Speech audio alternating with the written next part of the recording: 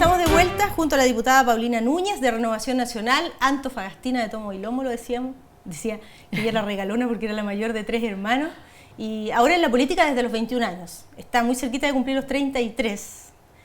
Y yo quería preguntarle, a propósito de la política, ya vienen las elecciones municipales. Hay algunos que sacan cuentas rápidamente. Los políticos nunca dejan la calculadora de lado, me queda la impresión. Yo digo que ese político que dice que no mira las encuestas partió mintiendo. Al tiro, de inmediato. ¿Cuánto Sí. gastan los políticos en hacer encuestas? Mucha plata.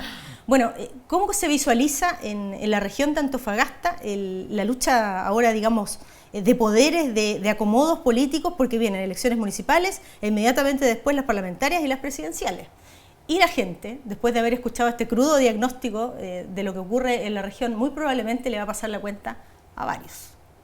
Sí, nosotros primero ya nos conformamos bajo un solo conglomerado que es el Chile Vamos. Y si hay algo que tenemos definido es que vamos a ir con candidatos únicos en todas las comunas y por lo tanto evitar que alguien corra por fuera o que tengamos 3 de la misma línea o identificados con un mismo sector, porque tenemos muy claro que para poder volver a gobernar tenemos que tener un buen resultado en la elección municipal. Eso es lo primero. Lo segundo, desde Renovación Nacional ya decidimos ir a 3 listas de concejales o en lista única, es decir, Renovación Nacional va a llevar una lista única con sus candidatos en cada una de las comunas, a diferencia de lo que ocurría en años anteriores, donde íbamos, por ejemplo, juntos con la UDI, por lo tanto íbamos 3 candidatos de RN, 3 candidatos de la UDI en un consejo municipal de 6, o 5 y 5 en aquellos que son de 10.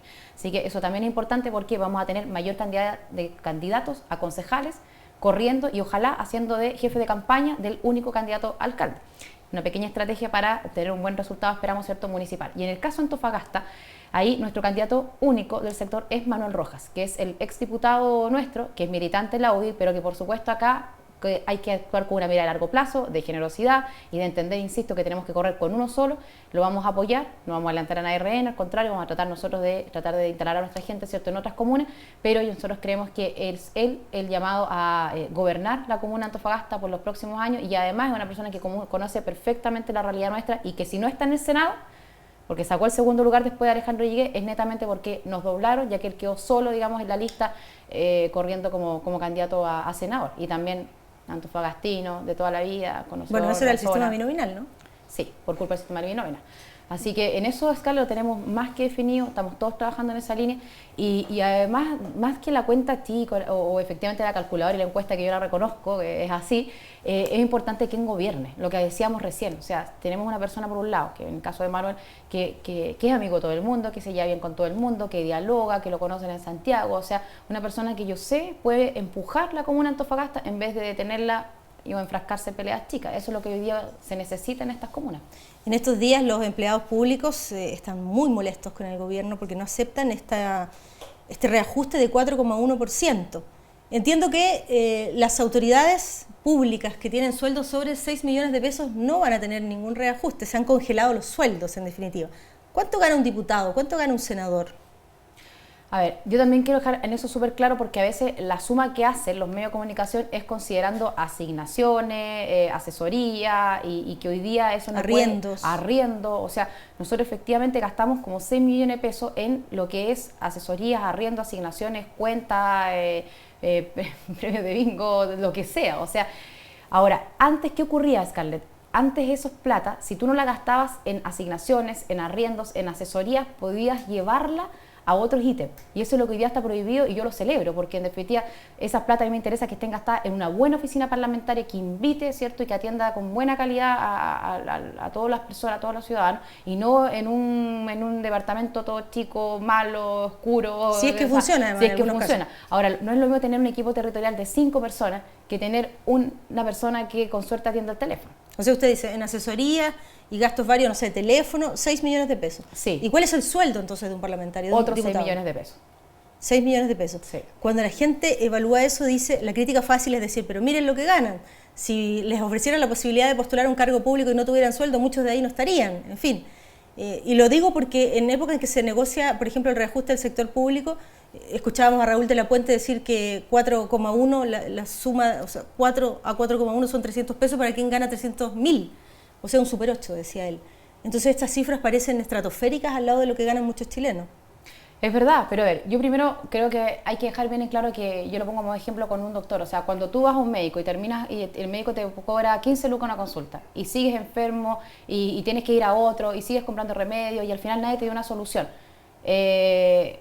vas a terminar gastando más y reclamas igual. Si fuiste a un médico que te solucionó el tema y que en definitiva hizo la pega y te cobró a lo mejor 50 lucas la consulta, te va a doler la plata, pero a lo mejor no tanto porque te fuiste a tu casa con el problema solucionado. Yo creo que el peor problema que ha habido de los parlamentarios, y en general, es que no han hecho la pega. Yo creo que la ciudadanía, si hoy día uno tuviera un parlamento empoderado, que soluciona, que gestiona y que hay leyes buenas y no terminamos siempre con camiseta regional, por ejemplo. Con camiseta regional, por ejemplo, no habría problema. A mí nadie me pregunta en distrito cuánto gano, pero sí me reclaman cuando no respondo a alguna gestión. Entonces yo creo que lo que hay que hacer hoy día, y esto es un tema más de fondo, entrar, por ejemplo, en darle mayores facultades al Parlamento.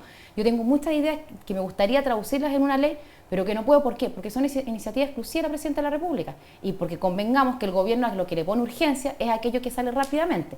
Hay proyectos o mociones que uno logra presentar dentro de la pequeña facultad que tiene y que si no tiene urgencia del Ejecutivo pueden estar 4, 5, 6 años. Entonces, ¿cómo te devuelves a tu distrito a decir no pude solucionar un vacío que hay en la ley de base del medio ambiente porque es de iniciativa exclusiva de la Presidencia de la República? O sea, yo entiendo perfectamente el tema que hay respecto a los sueldos, pero más entiendo que el mayor reclamo no es a cuánto uno gane, sino que a que no se haga la pega. Si hace o no la pega, en el fondo, sí. Si cumple lo que prometió.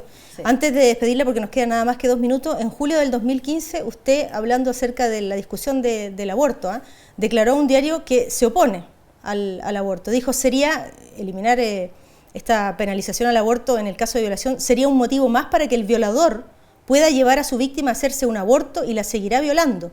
Eso desató la ira de mucha gente en las redes sociales. Sí, y mía respecto al Mercurio Antofagasta, porque al día siguiente salió una fe de rata, porque obviamente que hay una descontextualización total. Y te agradezco la pregunta porque es bueno después explicar. Hoy día nosotros estamos legislando y discutiendo, son 3 causales, ¿cierto?, que vendrían a despenalizar el aborto o que podrían permitirse si una de estas es la que ocurre. Y una de ellas es la violación. Si una mujer es violada, podría optar por el aborto y practicárselo sin que eso fuera ilegal. Bueno, cuento corto, ¿qué pasa? Que hoy día, y esto fue producto de una visita que tuvimos de unos médicos, nosotros en la bancada de nuestro partido, nos dicen, la violación ya es un delito. Y el aborto hoy día también es un delito. Por lo tanto, cuando una mujer llega después de una violación y quiere practicarse un aborto, más que practicarse un aborto, lo que tiene que hacer primero es denunciar y que efectivamente aquella persona que lo violó tenga también una persecución, una investigación y ojalá termine condenada por el delito que cometió. Pero ¿qué pasa? Que la mayor cantidad de embarazos producto de una violación no son en una plaza una vez en la noche oscura, son en el seno familiar. Por un familiar, por un conocido, abusos sistemáticos. Y son reiterados, exactamente. Entonces, ¿qué va a pasar? Si hoy día legalizamos el aborto con esta causal, el principal interesado en que esa niña se practique el aborto, esa mujer se practique el aborto, va a ser ese violador que está dentro de su casa. Cuando el médico nosotros nos explicó eso, porque a todo esto le están quitando la facultad al médico de denunciar. Hoy día el médico cuando recibe una mujer violada, que va al menos a consultar si es que se puede dar un aborto o averiguar, ¿cierto?, o que reciba algún tratamiento, el médico tiene que recibirla, pero una vez que se produzca la denuncia también, donde la violaron, quién la violó, en fin. Si con esta causal el aborto es legal, el médico ni siquiera tiene que exigirle la denuncia respecto de la violación. Diputada, ¿usted sigue estando en contra del aborto en cualquiera de sus causales? Sí. Absolutamente. Sí. Bien, le queremos agradecer esta conversación en la entrevista de los domingos de Portavoz Noticias. Muchísimas gracias por venir a hablar con nosotros. Muchas gracias a usted. Un abrazo, que esté muy bien. Nos despedimos entonces. Muchísimas gracias por acompañarnos. Hasta pronto.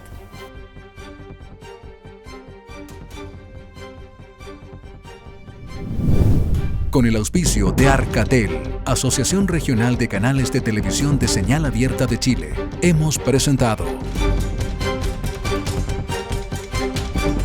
Portavoz Noticias.